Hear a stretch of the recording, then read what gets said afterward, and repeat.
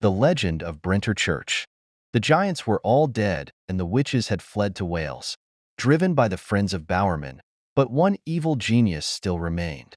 The devil roamed the moor looking for victims and terrifying the countryside. Churches and wayside crosses were places of safety, but the inhabitants of Dartmoor knew that the devil only needed a slight mistake and he would pounce and carry off his victim. One day, a rich merchant ship was sighted making her way up the channel, bringing spices and silks from the east. The devil had been a long time without any victims.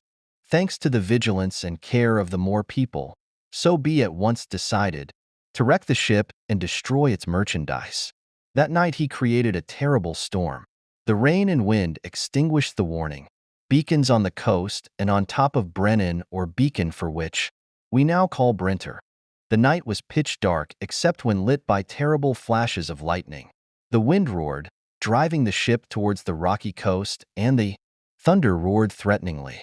All night the captain of the Virtue, for that was the name of the ship, battled to keep her afloat and away from the dreadful, jagged rocks, while Hugh the merchant stayed below decks praying.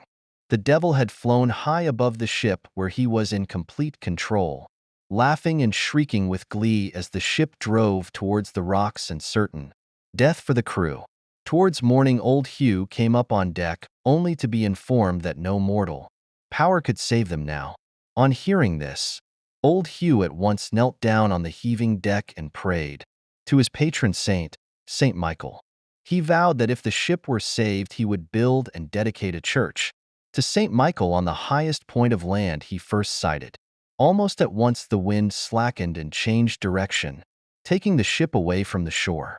The devil, enraged, summoned up all his power, but was no match for Saint Michael. As soon as Hugh set foot ashore, he set out to fulfill his vow by building a church on Brentor, which was the first and highest point of land sighted after the storm.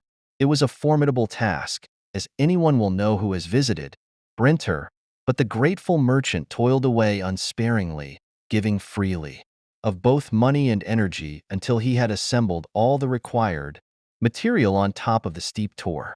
Hugh breathed a sigh of relief, feeling that his task would soon be completed. That night, however, the devil happened to pass over and, realizing at once what was happening, felt very angry indeed and scattered the building materials round the foot of the for chuckling all the while in devilish glee. Hugh was shocked to see what had happened when he arrived the following morning, but nothing daunted, started all over again, carrying the stones back up to the top. Each night the devil scattered the materials, and each morning old Hugh carried them back up to the top of the tor. After some weeks, Saint Michael, realizing what was happening, and knowing that old Hugh would need help before he could fulfill his vow, decided to intervene. When the devil arrived the next night, he found Saint Michael waiting for him. On seeing his old enemy, the good saint seized a huge granite boulder and hurled it at the devil, who had turned to run away. The rock caught him on the heel and sent him off roaring with rage and pain. Because of his injury, the devil kept out of the way, allowing old Hugh to complete his task, and the church was finally dedicated. The church at Brentor is the smallest on the moor because poor Hugh, in his long tussle with the devil, had wasted a lot of his money. However, it still stands to this day, a tribute to Saint Michael and to the determination of old Hugh the merchant who built it. Like and subscribe for more.